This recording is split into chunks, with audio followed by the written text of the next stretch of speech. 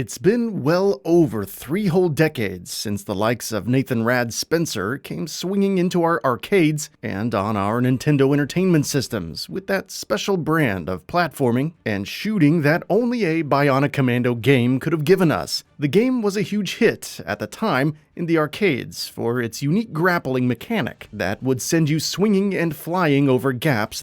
As such, an NES port was made. While this version upped the level count, the important thing was that the game's concept and fun factor carried over to the console space effortlessly, and the franchise would grow in popularity steadily for the next couple of decades.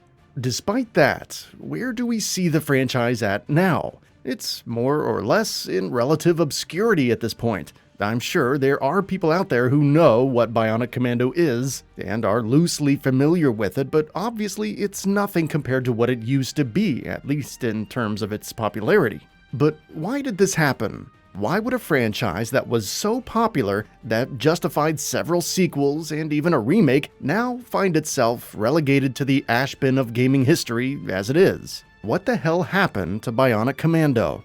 It would be 4 years before the next Bionic Commando game would surface in the form of a remake on Nintendo's portable Game Boy. Outside of a few cosmetic changes and changing the city of the original game to be a more futuristic one, the gameplay remained pretty much intact, relying on the swinging, the shooting, and the jumping that fans of the original game would be expecting. Despite being a fairly faithful remake of the original game's ideas, this version of Bionic Commando would not sell very well at all, despite being on a popular handheld console. While the ideas of Bionic Commando were definitely still interesting to those who did enjoy that type of thing, as a franchise, it was starting to show some cracks in terms of its longevity and audience penetration capabilities. In light of that, the series would sit on ice for a while before re-emerging in the year 2000. The new millennium would be known for bringing us lots of interesting things, another round of powerful home consoles to game on, and a litany of interesting games to play on them would stand out quite a bit, but the year 2000 also brought us Bionic Commando Elite Forces for the Game Boy Color. Again, while the basic mechanics of a Bionic Commando game were certainly present with the swinging, the grappling, and the shooting, and the side-scrolling, here we saw pretty much everything else thrown out. Instead of the main character that we had grown used to from the previous games, we now have 2 unnamed commandos of either gender. The plot was more or less non-existent, and the art direction was fairly boilerplate for the time, especially considering what was coming out on more powerful systems of that era. Despite all of this, the gameplay was okay, and it basically felt like a Bionic Commando game. It had all of the things that you would expect it to have, along with a few sections that mixed things up a little bit by letting you use a sniper rifle. As a result, it would be reviewed fairly well, and people who played it generally didn't have a lot to complain about with it. Unfortunately, being stuck on the Game Boy Color in 2000 pretty much guaranteed that it wouldn't have a whole lot of market penetration and wouldn't do a whole lot of favors to the franchise that was already struggling to find its footing with modern audiences. This would be a trend for the series that unfortunately would continue well into the next several entries. Another many years would pass before Bionic Commando Rearmed would officially launch on PSN and Xbox Live Arcade as a digital-only experience. This game would add 3D polygons, resulting in a jump up in production value overall, while retaining the same facets of the original games that made them what they were and made them fun. Fortunately, this game was not just a rehash of the previous game's ideas, but instead would iterate on them in interesting ways, with different camera angles, some new abilities, and even a really striking art style that made the foreground characters pop off of the background in a way that many games seem to be unable to achieve these days. The addition of a multiplayer mode was also nice to see, although the real star of the show here was the main campaign. The game would, as a result of the fresh ideas and respect for the source material, review pretty well with mainstream gaming critics. Unfortunately, while its sales were pretty good for the time, given that it was a digital-only release, it did have a bit of a ceiling that it couldn't quite overcome, much like how several of the previous games were limited to the constraints of portable consoles and outdated technology.